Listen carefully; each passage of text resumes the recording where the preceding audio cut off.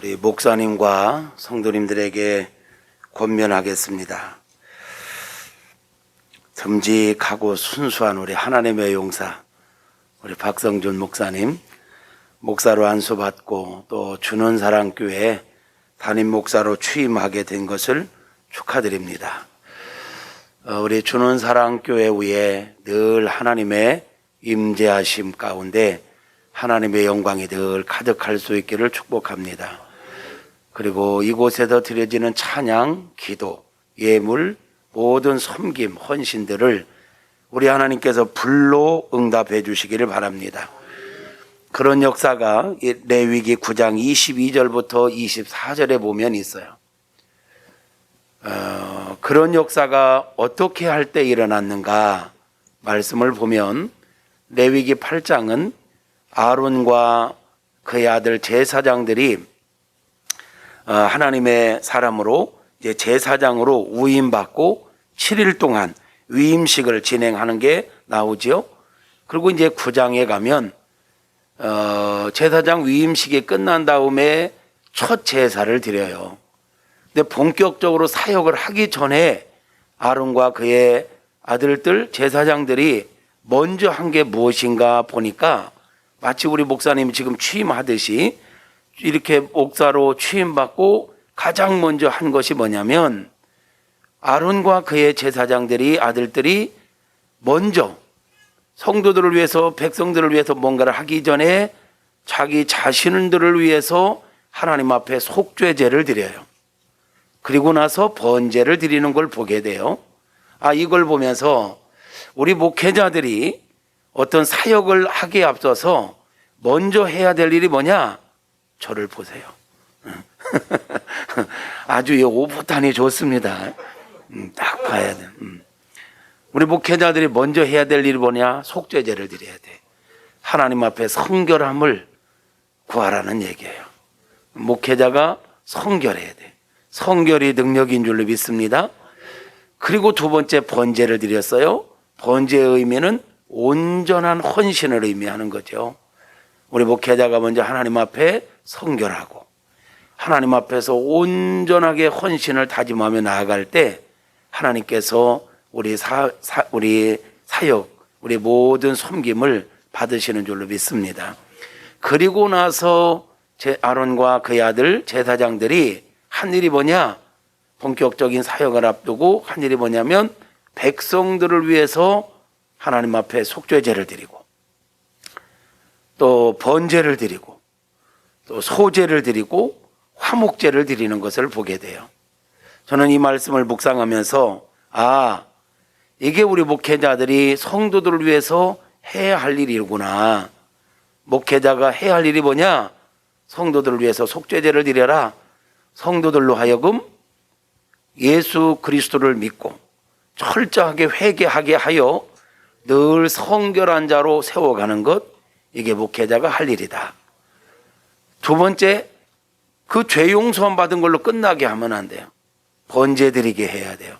철저하게 성도들로 하여금 하나님 앞에 온전하게 헌신하도록 나 자아를 죽이고 철저하게 나 자신을 죽이고 십자가를 못 받고, 우리는 갈라디아서 2장 20절 말씀처럼 예수를 믿는다는 것 자체가 나는 예수님과 함께 죽었습니다라는 고백으로 시작되는 거잖아요. 그러니까 그 고백을 하고 번제를 드릴 때 보면 어떻게 합니까? 죽이고 각을 뜨고 뼈 마디마디를 다 자르는 거예요. 배를 가르고 내장을 다 끄집어내고 가죽도 벗기고, 가죽이 뭐예요? 그 사람의 어떤 체면, 어떤 자존심, 이 모든 거 다 내려놓게 하는 거예요. 목회자가 할 일이 뭐냐? 성도들을 철저하게 각을 떠야 돼. 가죽을 벗겨버려야 돼.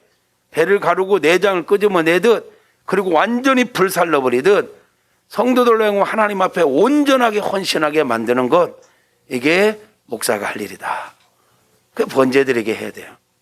소제를 드리게 해야 돼요.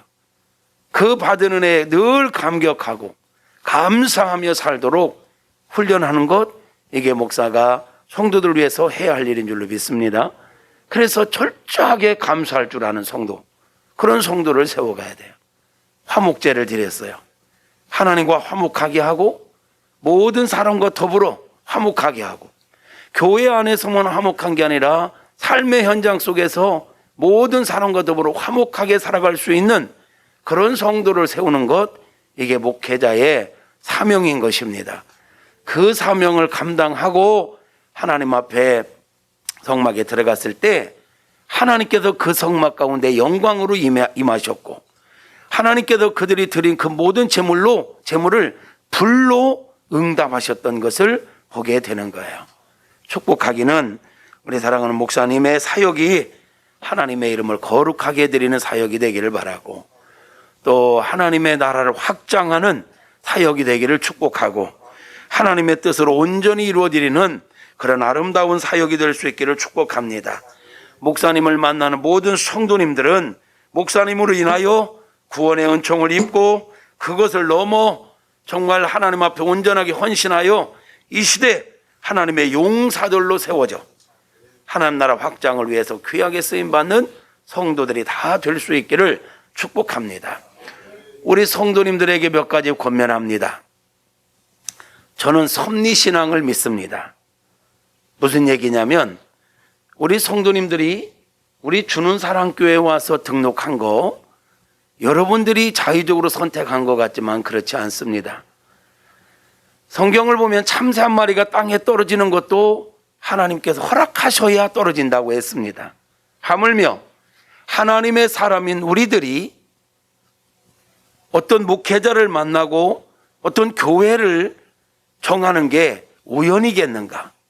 세상 사람들도 우리 만남은 우연이 아니야. 흥이 참 없네요. 세상 옷깃만 스쳐도 인연이라고 하는데 우리는 하나님의 섭리 가운데 만난 것입니다.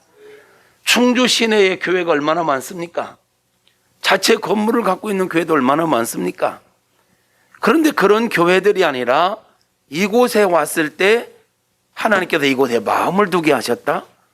아, 여기가 내가 섬길 교회로구나. 이걸 깨닫게 하셨다. 하나님의 인도하심입니다. 그러면 하나님께서 왜 인도하셨을까요? 여러분들이 이 교회에서 받을 은혜가 있기 때문입니다. 이 교회에서 해야 할 일이 있기 때문에 그렇습니다. 고로 하나님께서 우리를 여기로 보내셨으니 여기에서 나에게 은혜를 주옵소서. 여기서 내가 해야 할 일을 찾게 하시고 알게 하시고 감당하게 하옵소서. 그 일 감당할 수 있도록 영적 자원 주옵소서. 물적 자원 주옵소서. 건강을 주옵소서. 당당하게 기도하는 거야. 섭리신앙을 믿는 사람만이 당당하게 기도할 수 있어요. 우리 목사님도 마찬가지예요. 그냥 어디 자리 났으니까 와라 한다고 가버리면 안 돼. 아멘. 확실히. 목사님도 여기 하나님의 인도하심 가운데 온 거 확신하죠? 저도 그렇습니다. 저도 96년도에 개척했고 2년 만에 98년도에 안수 받았어요. 우리 목사님 개척하고 2년 만에 지금 안수 받고 담임 목사 취임하는데, 저 개척해서 올해 25주년이에요.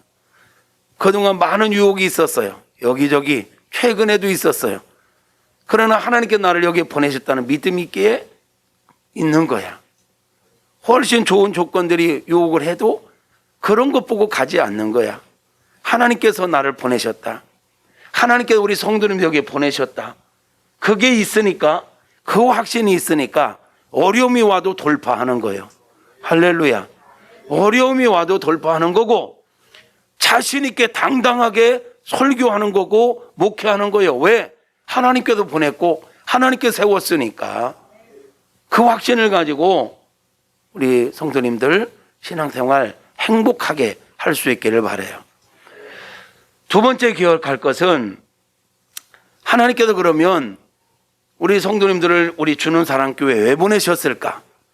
우리 박성준 목사님과 사모님과 더불어 동역하라고 보내셨어요. 아멘이죠? 성령의 응사가 다양하듯 목회자들에게 주어진 목회 비전도 다양합니다. 모든 목사가 다 똑같지 않습니다.